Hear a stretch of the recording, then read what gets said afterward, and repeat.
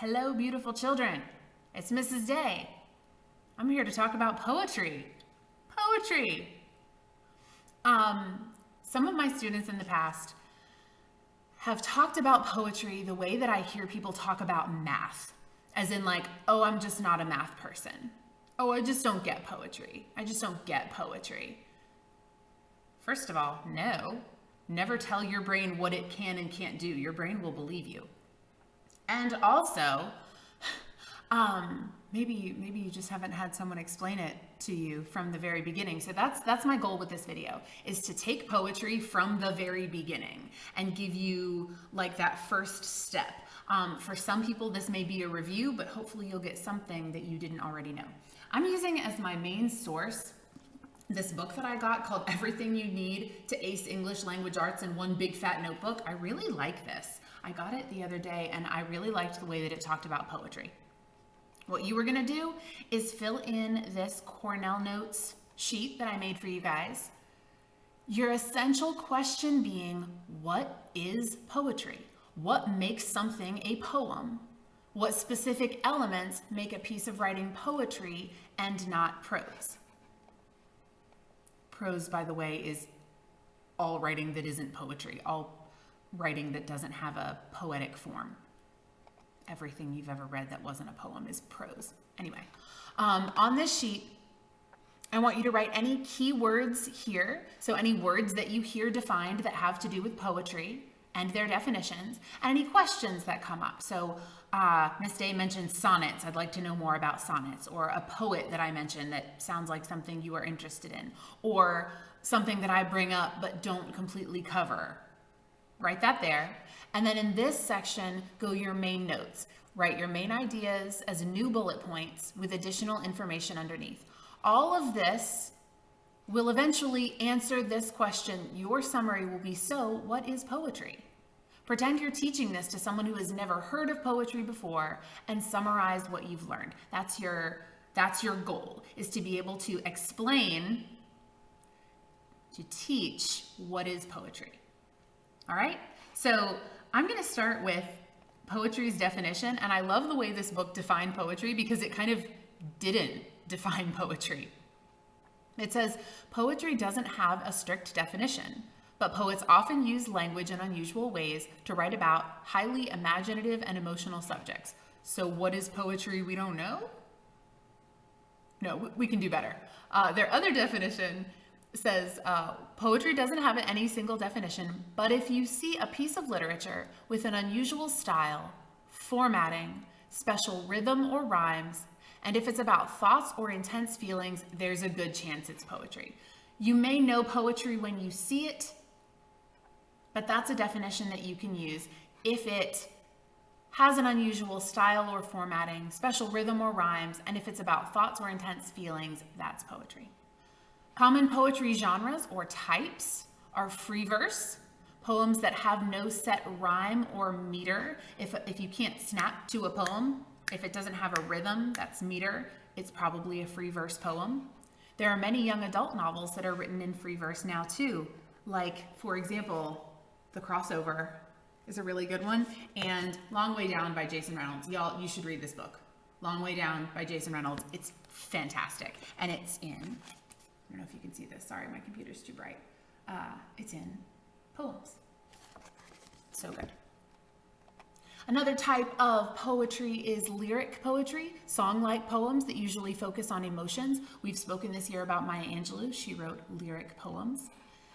And epic poems, long poems about serious events, usually focused on a hero.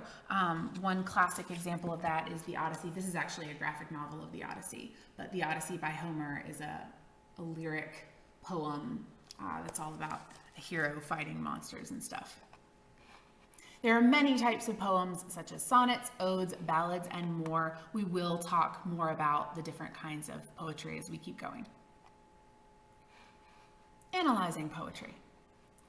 Poetry doesn't always come right out and say what it means. Its form, the way poetry is written, form, the way the poem is written. And the figurative language. Figurative language is using words to convey a more complicated meaning. Personification is figurative language. Similes and metaphors are figurative language. So now that we have those definitions, poetry's form, the way the poem is written, and the figurative language that is often used in poetry affects its meaning. One way to think of poetry is as a puzzle to solve. Look for clues in a poem to figure out what the author is trying to convey. And this, kids, is going to be my main bit of advice for you, is when you are trying to read a poem, think of it like a puzzle that you are trying to solve. You're not going to be able, usually, to understand everything about a poem in a first read, because it's not like a newspaper article that just comes right out and says, here's what happened at this place, at this time, to this person. That's not poetry. Poetry, you're going to have to dig a little bit deeper. And if you can get into that mindset and think of it like a game, like a puzzle, I think poetry is going to be a lot more fun for you. Just as we analyze other types of fiction, we can analyze poetry. We can find explicit and implicit evidence in the poem. And let me really quickly, explicit is evidence that is stated clearly and in detail, leaving no room for doubt. And implicit evidence is meaning or evidence that is implied but not plainly stated. So look at that sentence again now that we know that explicit means directly stated and implicit means implied but not directly stated. Just as we analyze other types of fiction, we can analyze poetry. We can find explicit and implicit evidence in the poem. We can draw inferences, conclusions based on evidence and also your own reasoning. We can draw inferences from the writer's word choice.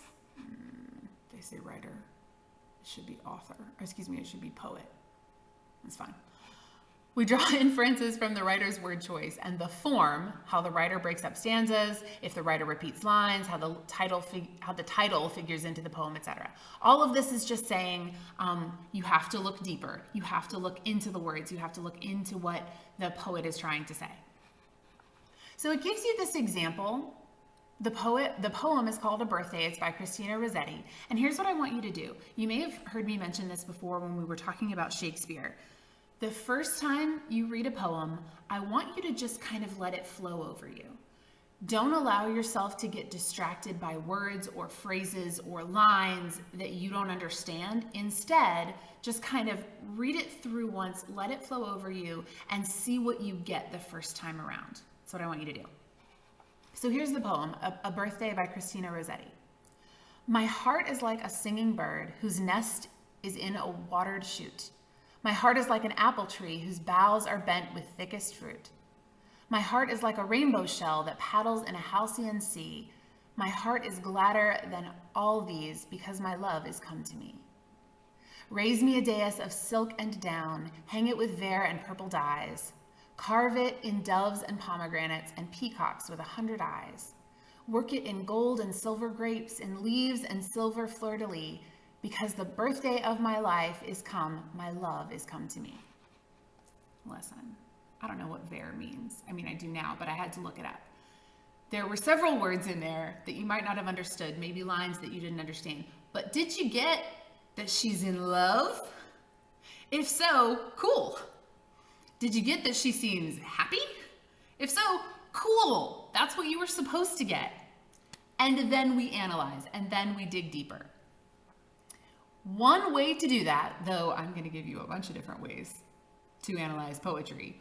One way to do that is what this book has done, and I call this the what I know strategy, which is where you go through and you find pieces that mean something to you, pieces that you understand or you have a takeaway from, or you feel like you know what they meant. So for example, my heart is like a singing bird whose nest is in a watered shoot. This author said, Christina Rossetti compares her heart to things that are natural and beautiful. Singing bird, apple tree, rainbow. This person, whoever made these notes, also said, Christina Rossetti thinks of her heart as beautiful and valuable. She feels that it is, protected and provided for by her love. So the first time through, what do you see? What do you get? Christina Rossetti compares her heart to places with plenty of food and water. These places are alone, safe, and peaceful. Also safe and peaceful. And then this last line, because my love has come to me, she is happy because her love has come to her. That's what analyzing poetry is. It's going through and finding, ooh, this line means. Ooh, I think this word means. And sometimes it's looking up words like vair, V-A-I-R. I've never read that word before, but I learned a new thing today. All right. After reading and analyzing A Birthday line by line, we could argue that this is a lyrical poem on how love can be a new beginning. What? We could argue, we're going to state a claim. We are. You are. You're going to say, I think this poem means, or without the I think, this poem means, or this poem is about.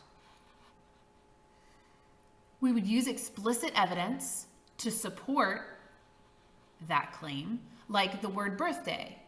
One could also argue that the poem is about how love makes your life full and meaningful.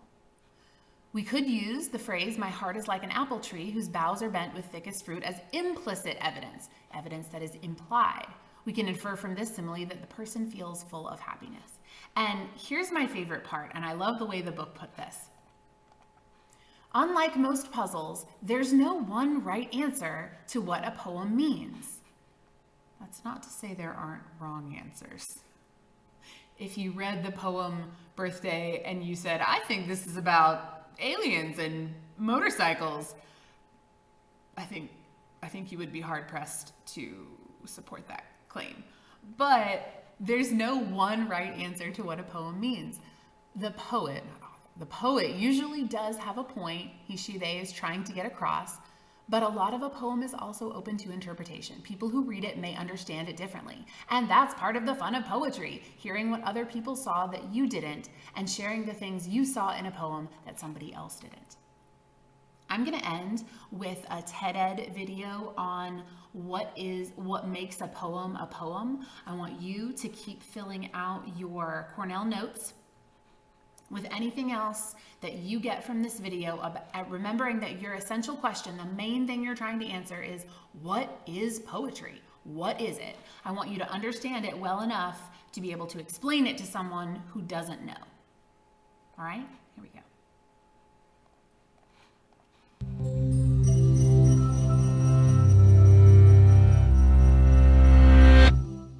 Muhammad Ali spent years training to become the greatest boxer the world had ever seen, but only moments to create the shortest poem.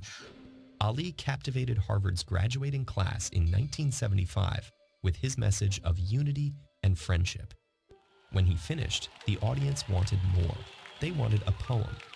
Ali delivered what is considered the shortest poem ever. Me, we. Or is it me, we? No one's really sure.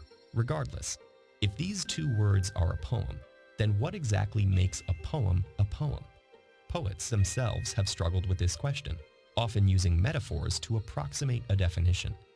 Is a poem a little machine, a firework, an echo, a dream? Poetry generally has certain recognizable characteristics. 1.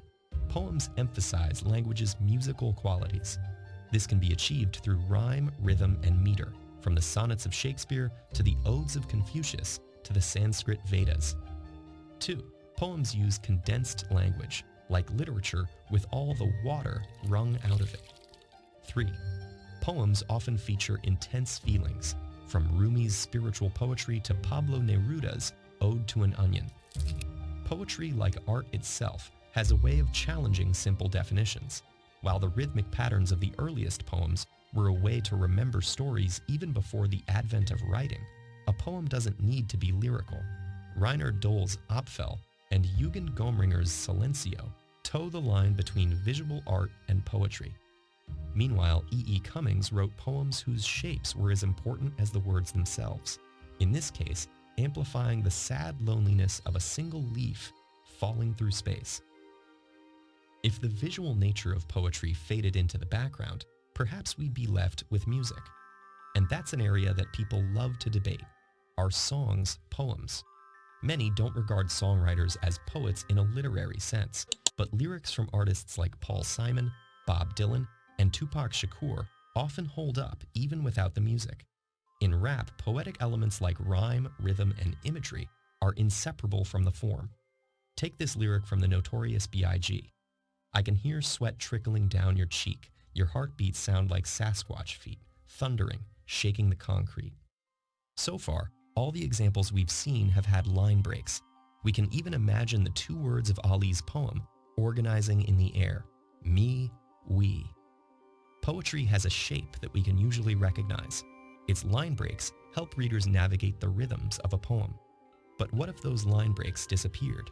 Would it lose its essence as a poem? Maybe not. Enter the prose poem. Prose poems use vivid images and wordplay, but are formatted like paragraphs. When we look at poetry less as a form and more as a concept, we can see the poetic all around us.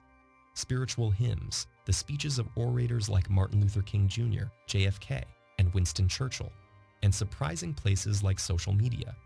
In 2010, journalist Joanna Smith tweeted updates from the earthquake in Haiti. Was in B-room getting dressed when heard my name. Tremor. Ran outside through sliding door. All still now. Safe. Roosters crowing. Smith uses language in a way that is powerful, direct, and filled with vivid images. Compare her language to a haiku, the ancient Japanese poetic form that emphasizes bursts of brief intensity, with just 3 lines of 5, 7, and 5 syllables. The waters of poetry run wide and deep. Poetry has evolved over time, and perhaps now more than ever, the line between poetry, prose, song, and visual art has blurred. However, one thing has not changed. The word poetry actually began in verb form, coming from the ancient Greek poiesis, which means to create. Poets, like craftsmen, still work with the raw materials of the world to forge new understandings and comment on what it is to be human in a way only humans can.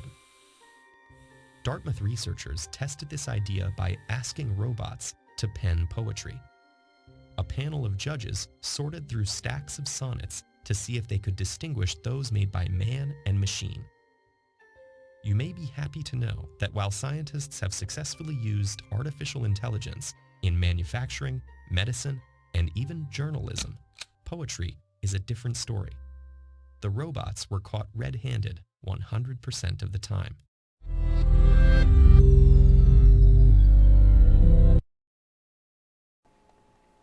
And that's it. That's it from me. I hope that this has helped you be able to conceptualize and define poetry. That was the goal. You should hopefully now be able to explain to me or explain to someone who's never heard of a poem before, what is poetry? What is a poem? Finish your Cornell notes.